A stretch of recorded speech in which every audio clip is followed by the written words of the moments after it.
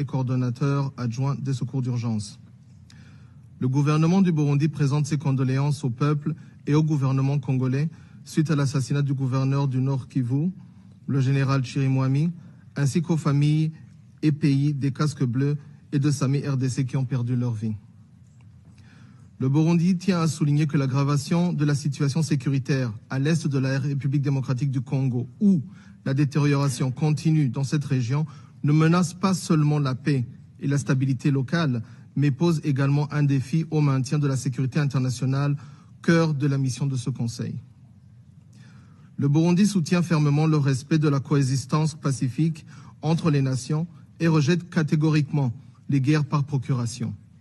L'Est de la RDC a trop souvent été victime de conflits alimentés par des intérêts étrangers, exacerbant les tensions locales et sapant les efforts de paix. Le Burundi salue le processus de Luanda et de Nairobi qui constituent des cadres cruciaux pour une désescalade rapide de la crise. Ces initiatives régionales, soutenues par l'Union africaine et la communauté internationale, tracent une feuille de route claire pour parvenir à un cessez-le-feu durable. Les Nations Unies, à travers le travail inestimable du groupe d'experts sur la RDC, ont documenté avec précision les dynamiques de ce conflit. Ces rapports ont souligné l'implication d'acteurs extérieurs dans le soutien des groupes armés locaux, les violations flagrantes de droits de l'homme et les pillages systématiques des ressources naturelles de la RDC. Ces faits ne peuvent être ignorés. Il est impératif que ce Conseil exige des mesures concrètes pour mettre fin à ces ingérences et garantir le plein respect des principes sacro-saints du droit international et du droit international humanitaire. Le Burundi note que les différents rapports des Nations Unies sur la situation sécuritaire en RDC sont constamment publiés et les acteurs du conflit en RDC sont connus. Les acteurs moins visibles sont également connus et dénoncés dans ces différents rapports. Les principes fondamentaux inscrits dans la Charte des Nations Unies qui guident et motivent l'action des Nations Unies sont connus de tout le monde. Pourtant, le Conseil de sécurité reste silencieux. Silencieux. Pas une seule résolution condamnant les auteurs des violations flagrantes des principes de la souveraineté nationale et de l'intégrité territoriale de la RDC. Ces principes doivent être fermement réaffirmés dans le cas de la RDC.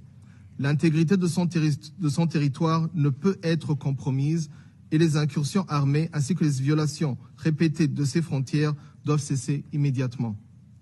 Silencieux et aucune résolution sur les violations des principes élémentaires du droit international humanitaire.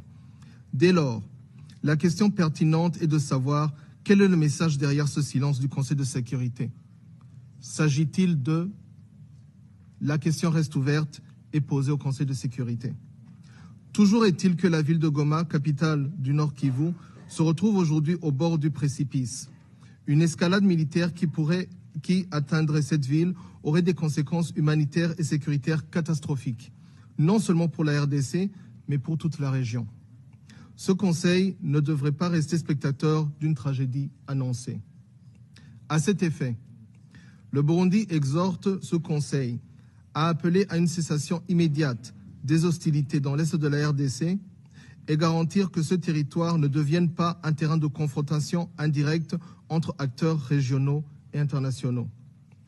Deuxièmement, soutenir les efforts des processus de Luanda et de Nairobi en exigeant le respect des engagements pris par toutes les parties.